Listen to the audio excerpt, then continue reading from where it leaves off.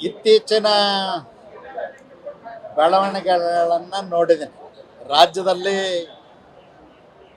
ಸಿದ್ದರಾಮಯ್ಯನವ್ರ ಸರ್ಕಾರ ಹೋಗಿ D K Shivakumar ಅವ್ರ ಸರ್ಕಾರ ಬಂದ ಮೇಲೆ ಕೆಲವು ದಲಿತ ಹಿರಿಯ ನಾಯಕರು ದುಃಖಿತರಾದದ್ದನ್ನು ನೋಡಿದೆ. ಉದಾಹರಣೆಗೆ ಕೆ ಎಚ್ ಮುನಿಯಪ್ಪನವರು ಮತ್ತು ಡಾಕ್ಟರ್ ಪರಮೇಶ್ವರ್.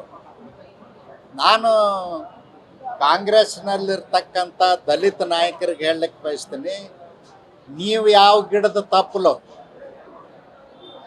ಡಾಕ್ಟರ್ ಅಂಬೇಡ್ಕರ್ ಅವರಿಗೆ ನೆಹರೂರವರ ಸರ್ಕಾರದಲ್ಲಿ ನೋವು ಉಂಟು ಮಾಡಿದರು, ತೊಂದರೆ ಉಂಟು ಮಾಡಿದರು.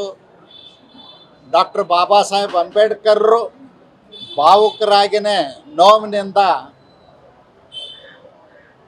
ನೆಹರೂರವ್ರ ಸಂಪುಟದಿಂದ ಹೊರಗೆ ಬಂದರು.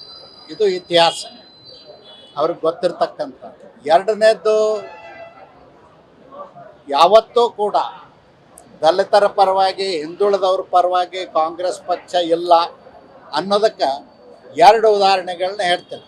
ಒಂದು, ವಿ ಪಿ ಸಿಂಗ್ರು ಪ್ರಧಾನಮಂತ್ರಿ ಆಗಿ ಮಂಡಲ ಆಯೋಗದ ವರದಿಯನ್ನು ಒಪ್ಪಿದ್ದಕ್ಕಾಗಿ ವಿ ಪಿ ಸಿಂಗ್ರನ್ನ ಉಚ್ಚಾಟನೆ ಮಾಡಿದರು ಕಾಂಗ್ರೆಸ್ನಿಂದ. ಎರಡನೇದ್ದು, ಇಂದಿರಾ ಗಾಂಧಿ ಅವರು ಎಮರ್ಜೆನ್ಸಿ ನಂತರ ಸೋತು ಮನೆ ಸೇರಿದ್ರು. ಅವ್ರಿಗೆ ರಾಜಕೀಯ ಪುನರ್ಜನ್ಮವನ್ನು ನೀಡಿದಂಥ ದೇವರಾಜ್ ಅರಸರು ನಮ್ಮ ರಾಜ್ಯಕ್ಕೆ ಕರ್ಕೊಂಡು ಬಂದು ಚಿಕ್ಕಮಗಳೂರಿನಿಂದ ಇಂದಿರಾ ಗಾಂಧಿ ಅವ್ರನ್ನ ಗೆಲ್ಲಿಸಿದ್ರು. ಗೆಲ್ಲಿಸಿದ್ದಕ್ಕೆ ಬಹುಮಾನ ಏನಂದ್ರೆ ದೇವರಾಜ್ ಅರಸರನ್ನ ಪಕ್ಷದಿಂದ ಉಚ್ಚಾಟನೆ ಮಾಡಿದರು, ಅವಮಾನ ಮಾಡಿದರು. ಮೂರನೇದ್ದು, ಕನ್ನಡಿಗರು 79 ವರ್ಷದ ಇತಿಹಾಸದಲ್ಲಿ ದೇವೇಗೌಡರು ಪ್ರಧಾನಮಂತ್ರಿ ಆಗಿದ್ದರು. ಒಬ್ಬ ಕನ್ನಡಿಗ, ಮೊಟ್ಟ ಮೊದಲ ಹಳ್ಳಿಯಿಂದ ಬಂದಂಥ ಹಳ್ಳಿಯ ರೈತ ಪ್ರಧಾನಮಂತ್ರಿ ಆಗಿದ್ದರು. ಅವ್ರಿಗೆ 11 ತಿಂಗಳು ಕೂಡ ಮಾಡಲಿಕ್ಕೆ ಕೊಡಲಿಲ್ಲ. ರಾತ್ರೋರಾತ್ರಿ ಪಿತೂರಿ ಮಾಡಿ ಅವ್ರ ಸರ್ಕಾರವನ್ನು ಕೆಡಿದರು. ಪ್ರಧಾನಮಂತ್ರಿ ಹುದ್ದೆಯಿಂದ ದೇವೇಗೌಡರು ರಾಜೀನಾಮೆ ಕೊಟ್ಟು ಬರಬೇಕಾಯ್ತು. ಇದಕ್ಕೆ ಉತ್ತರ ಯಾರು ಹೇಳಬೇಕು? ಡಿ ಕೆ ಶಿವಕುಮಾರ್ ಅವರು ಹೇಳಬೇಕು, ಸಿದ್ದರಾಮಯ್ಯನವರು ಹೇಳಬೇಕು, ಕಾಂಗ್ರೆಸ್ಸಿನ ಅಧ್ಯಕ್ಷ ಹರಿಪ್ರಸಾದ್ ಅವರು ಹೇಳಬೇಕು ಅಂತ ಒತ್ತಾಯ ಮಾಡಿ.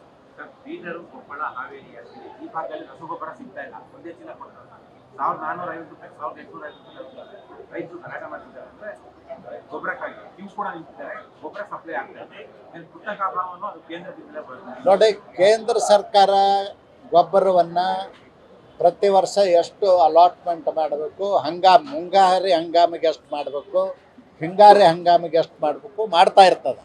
ಅದನ್ನು ಡಿಸ್ಟ್ರಿಬ್ಯೂಷನ್ ಮಾಡೋದು, ಮ್ಯಾನೇಜ್ ಮಾಡ್ತಕ್ಕಂಥ ಜವಾಬ್ದಾರಿ ರಾಜ್ಯ ಸರ್ಕಾರದ ಮೇಲೆ ಇರ್ತದೆ. ಅದರಲ್ಲೂ ವಿಶೇಷವಾಗಿ ಅಗ್ರಿಕಲ್ಚರ್ ಡಿಪಾರ್ಟ್ಮೆಂಟ್ದವರು, ಮಾರ್ಕೆಟಿಂಗ್ ಫೆಡರೇಷನ್ದವರು ಮತ್ತು ಇನ್ನುಳಿದಂಥ ಏಜೆನ್ಸಿಗಳು ಅದನ್ನು ಸರಿಯಾಗಿ ವ್ಯವಸ್ಥೆ ಮಾಡಿ ರೈತರಿಗೆ ಮುಟ್ಟಿಸುವಂಥ ಕೆಲಸ ಮಾಡಬೇಕು.